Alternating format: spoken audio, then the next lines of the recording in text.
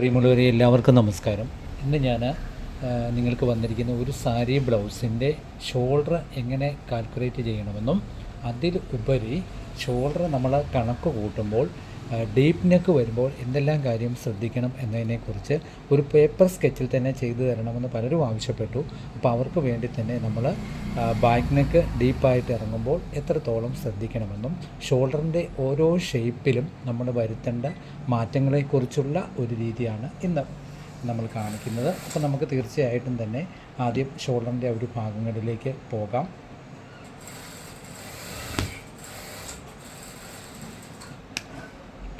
ഒരു ബ്ലൗസിൻ്റെ സ്കെച്ച് തന്നെ നമുക്ക് ആദ്യം വരയ്ക്കാം.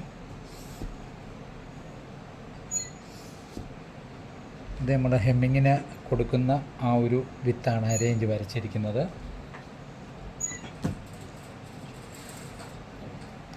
ലെങ്ത് നമ്മൾ ഈ ഒരു ഭാഗത്ത് ഇങ്ങനെ ഒരു ലെങ്ത് ആദ്യമേ തന്നെ കൊടുക്കുന്നു. എത്ര ഇഞ്ചാണോ ലെങ്ത് ആ ലെങ്ത് തന്നെ കറക്റ്റ് ചെയ്ത് ആദ്യമേ ഇങ്ങനെ വരയ്ക്കണം. ഇങ്ങനൊരു സ്കെച്ച് ഇട്ടതിന് ശേഷമേ ഉള്ളൂ നിങ്ങൾ അടുത്ത മാർക്കിലേക്ക് പോകാവുള്ളൂ. ഈ ഒരു സ്കെച്ച് കൂടി ഇത് കറക്റ്റ് നമ്മുടെ സാരി ബ്ലൗസിൻ്റെ ലെങ്ത്. ഇങ്ങനെ ഇവിടെ തന്നെ നമ്മൾ 1/2 ഇഞ്ച് മാർജിനും കൊടുക്കണം. ഈ ഒരു മാർക്കിൻ്റെ തൊട്ടുമേൽ നമ്മൾ എപ്പോഴും പഠിക്കുന്നവരാണെങ്കിലും ശരി അല്ലാത്തവരാണെങ്കിലും ശരി നമ്മൾ കട്ട് ചെയ്യുമ്പം ഇതുപോലൊരു മാർജിൻ കൊടുത്തതിന് ശേഷമുള്ളൂ കട്ട് ചെയ്യാറ്. അപ്പോൾ ഇത്രയും ഭാഗം നമ്മൾ കറക്റ്റായിട്ട് നമ്മുടെ സാരി ബ്ലൗസിൻ്റെ ലെങ്ത് വരച്ചതിന് ശേഷം നമുക്ക് ഷോൾഡർ പല രീതിയിലുള്ള ആൾക്കാരുണ്ട്. അപ്പോൾ ആ ആൾക്കാർക്ക് കസ്റ്റമറുടെ രീതി എന്താണോ അത് നമ്മൾ മനസ്സിലാക്കുക എന്നുള്ളതാണ് ഏറ്റവും വലിയ ഘടകം. അപ്പോൾ നിങ്ങൾ എപ്പോഴാണെങ്കിലും ശരി നമുക്ക് സാരി ബ്ലൗസ് തയ്ക്കാൻ തരുന്ന കസ്റ്റമർ ഏതാണെന്ന് ആദ്യം തന്നെ മനസ്സിലാക്കിയെടുക്കണം. എന്നിട്ട് ആ കസ്റ്റമറുടെ അഭിരുചി എന്താണോ അതുപോലെ ചെയ്ത് കൊടുക്കുമ്പോഴാണ് നമ്മുടെ സാരി ബ്ലൗസ് നമുക്ക് വിജയിച്ചെന്നും നമ്മൾ കട്ട് ചെയ്ത് തയ്ച്ച കാര്യങ്ങൾ നമുക്ക് കുറച്ചും കൂടെ ബോധ്യം വരുത്തി നമുക്ക് ചെയ്യാനും പറ്റുന്നത്.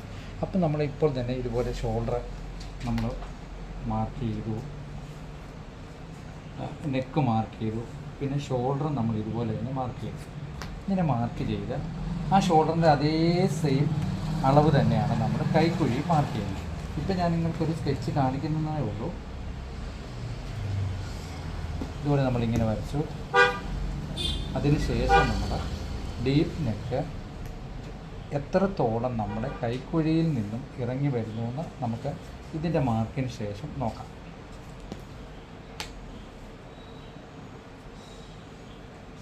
ഇങ്ങനെ തന്നെ മാർക്ക് കൊടുക്കുന്നു.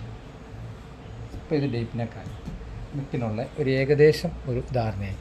ഇനി നമ്മൾ ചെയ്യുന്നത് എന്തെന്ന് പറഞ്ഞാൽ ഈ ഡീപ്പ് നെക്ക് നമ്മൾ ചെയ്യുമ്പോൾ ഈ ലൈനിൽ നിന്നും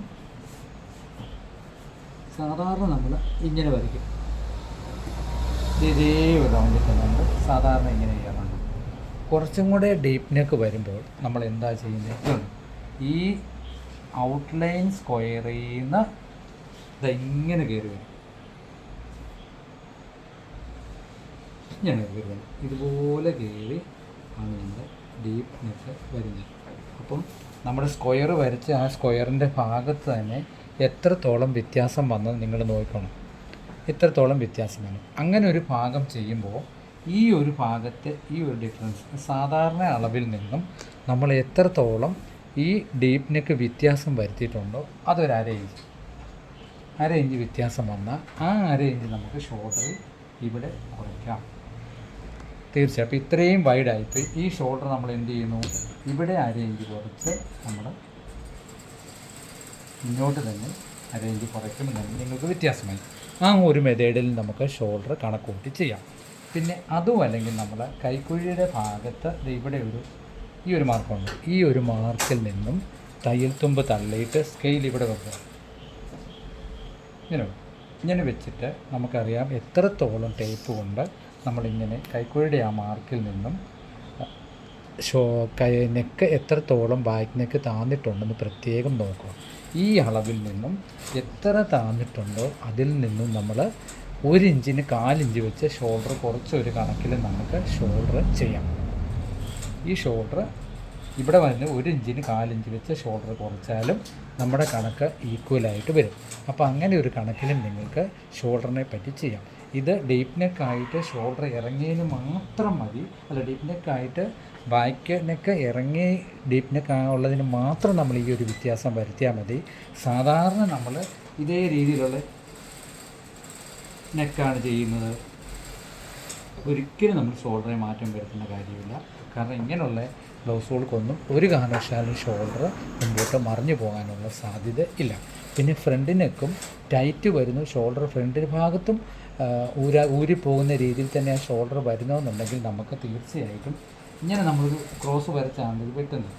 ഈ ഭാഗത്ത് നമുക്ക് നെക്ക് ടൈറ്റിന് വേണ്ടി ഇങ്ങനെ വന്നിട്ട് ഒരു ചെറിയൊരു കട്ട് ചെയ്യും. ഈ ഒരു ഭാഗത്ത് ചെറുതായിട്ടൊന്ന് കട്ട് ചെയ്ത് കൊടുത്താൽ നമുക്ക് നെക്കിൻ്റെ ഈ ഒരു ഭാഗത്ത് ഒരു ടൈറ്റ് കിട്ടും, തീർച്ചയായിട്ടും കിട്ടും. അത് നിങ്ങൾ പ്രത്യേകം ഒന്ന് നോക്കുക. അതിലുപരി എപ്പോഴും ഈ ക്രോസ് ചെയ്തിട്ട് ഈ കൈക്കുഴിയുടെ നിന്ന് ഈ ഒരു ഭാഗം എത്രയാണോ നമ്മൾ കൊടുത്തത്, 5 ആണ് 2.5, ഈ 2.5 മാർക്ക് ചെയ്തിട്ട് 2.5 തന്നെ നമ്മൾ ഇതുപോലെ വേണം കൈക്കുഴിയുടെ ഭാഗങ്ങൾ പോകാൻ. അപ്പം കൈക്കുഴിയുടെ ഭാഗത്ത് ശ്രദ്ധിക്കേണ്ട ഒരു കാര്യം, നമ്മൾ ഇവിടെ ക്രോസ് ചെയ്യുമ്പോൾ ഒരു 4 ഇഞ്ചോളം ഇവിടെ വ്യത്യാസം വരാനുള്ള സാധ്യതയുണ്ട് ലൂസിന്. അങ്ങനെ വരുമ്പോൾ കൈ വെട്ടുമ്പോഴും നമ്മുടെ ബോഡി വണ്ണം ചേർക്കുമ്പോഴും കൃത്യമായി തന്നെ വണ്ണത്തിൻ്റെ ഒരിതിൽ പ്രത്യേകം നമ്മൾ നോക്കണം. നോക്കി നല്ലപോലെ വലിയുന്ന തുണിയാണെങ്കിൽ 3 ഇഞ്ച് വ്യത്യാസം വരുത്തിയാൽ മതി. ബോഡി വണ്ണം എത്രയാണോ അതിൽ നിന്നും വലിയാത്ത തുണിയാണെങ്കിൽ 4 ഇഞ്ചും വലിയുന്ന തുണിയാണെങ്കിൽ 3 ഇഞ്ചും. ക്രോസ് കട്ടിംഗ് ആണെങ്കിൽ നിങ്ങൾ 3 ഇഞ്ച് കുറച്ച് കൊടുക്കുന്നതും, ക്രോസ് കട്ടിംഗ് ആണെങ്കിൽ 4 ഇഞ്ച് ഫ്രണ്ട് സാധാരണ അളവിൽ നിന്നും കുറച്ച് കൊടുക്കുന്നതും എപ്പോഴും നല്ലതാണ്. അപ്പോൾ ഇത്രത്തോളം ഒരു തിയറി പഠിച്ചിട്ട് അടുത്ത ഇതുപോലുള്ള കംപ്ലൈൻ്റ് ഉള്ള ബ്ലൗസുകൾ വരുമ്പോൾ തീർച്ചയായിട്ടും നിങ്ങൾ വെട്ടുന്ന രീതിയിൽ തന്നെ ചെയ്യുക. തീർച്ചയായിട്ടും അത് നിങ്ങൾക്ക് വളരെ ഉപകാരപ്രദമായ രീതിയിൽ തന്നെ വരും. ഇതൊരു ചെറിയൊരു ക്ലാസ്സാണ്, നിങ്ങൾക്ക് ആവശ്യമുള്ളവർക്കെല്ലാം ഉപകാരപ്പെടട്ടെ എന്ന് കരുതുന്നു. ഒപ്പം എല്ലാവർക്കും ഈശ്വരൻ്റെ അനുഗ്രഹം ഉണ്ടാകട്ടെ എന്ന് നിറഞ്ഞ മനസ്സോടുകൂടി പ്രാർത്ഥിച്ചുകൊണ്ട് നിർത്തുന്നു. Thank you.